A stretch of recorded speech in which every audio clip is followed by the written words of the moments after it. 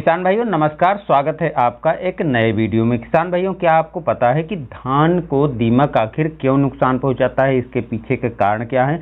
धान में दीमक लग जाती है तो जड़ों के भाग को काट करके खराब कर देती है। आप धान की फसल को दीमक से कैसे बचाव कर सकते हैं?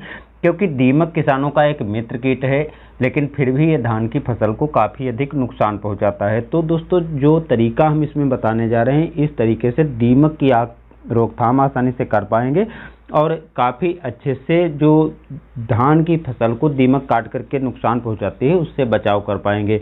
तो चलिए दोस्तों, वीडियो शुरू करते हैं।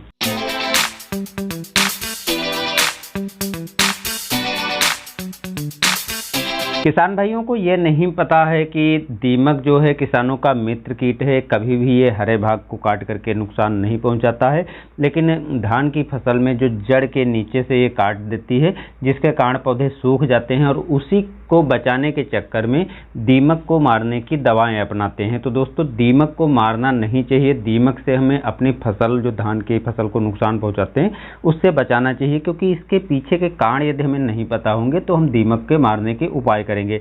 दोस्तों, जब हम धान की रोपाई करते हैं तो उसके पहले हम गोबर की कंपोस्ट खाद डालते हैं, जिसमें कुछ कच्चा गोबर भी चला जाता है। कुछ दूसरी फसलों के अवशेष होते हैं जो पड़े रहते हैं, जिसको खाने के चक्कर में दीमक आपके खेत में पहुंचती है और जो हम धान की पौधे की रोपाई करते हैं उसके आसपास की पत्तियां सूख जाती हैं और जड़ जो पुरानी होती है वो भी सूख जाती है और उसमें फंगस लग जाती है। जो फंगस लगती है, चाहे पुराने अवशेष हों, चाहे गोबर अधपका हो, कच्चा हो, चाहे आपके पौधे की जड़ें जो होती हैं पुरानी, वो उसमें जब फंगस लगता है तो इसी फंगस को खाने के चक्कर में दीमक आती है, या अवशेष को खाने के चक्कर में दीमक आती है। और उसी चक्कर में, क्योंकि जड़ जो पुरानी होती है धान में वो सूखी होती है, उसकी साइड की पत्तियां भी सूखी होती हैं, उसी चक्कर में पौधे कि इस भाग को जहाँ पर फफूंद लगती है उसको खाने के चक्कर में दीमक जो है जड़ से पौधे को भी काट देती है, जिससे पौधा सूख करके खराब हो जाता है। तो अगर हम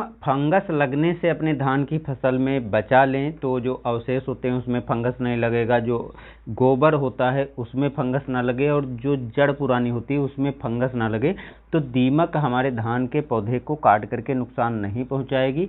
तो इसके लिए दीमक को हम अपने खेत में पनपने ना दें, आगे बढ़ने ना दें, तो हमें कुछ उपाय हैं उनको अपनाना चाहिए। काफ़ी अच्छे उपाय हैं। जैविक खेती करते हैं यदि आप, तो आप इस तरीके को ज़रूर अपनाते होंगे, और यदि आप ये तरीके अपनाते हैं तो कमेंट में ज़रूर बताइए, जिससे किसान भाइयों को लाभ हो।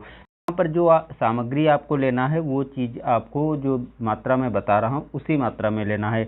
आपको लेना है 1 किलोग्राम फिटकरी। यदि आप 1 एकड़ की खेती कर रहे हैं धान की तो 1 किलोग्राम फिटकरी लेना है। 50 ग्राम आपको हींग लेना है। जो डिब्बी की हींग आती है उसको 50 ग्राम लेना है, और जो शुद्ध हींग होती है उसकी 20 से 30 ग्राम मात्रा ही काफ़ी है।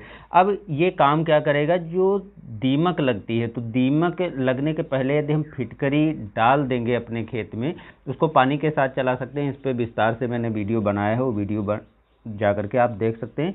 तो जब हम इसको अपने खेत में डाल देंगे तो फंगस को रोकता है। जब फंगस नहीं लगेगी तो दीमक जो है फंगस खाने नहीं आएगी। इसी तरह जो आप हींग डाल रहे हैं तो हींग की खुशबू ही काफ़ी है।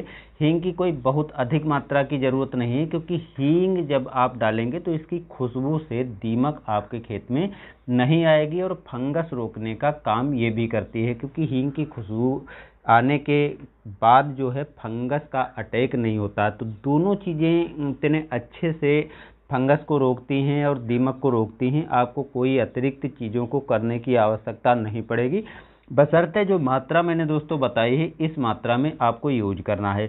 अगर आप स्प्रे करना चाहते हैं तो आपको 500 ग्राम फिटकरी ले लेना है और 50 ग्राम जो है हींग ले लेना है, आपस में मिक्स करके और खेत में स्प्रे कर देना है। लेकिन यदि आप फिटकरी को सीधे खेत में डालना चाहते हैं तो सीधे पानी भर करके या पानी के साथ चला सकते हैं। 1 किलोग्राम तब आपको फिटकरी की आवश्यकता पड़ेगी।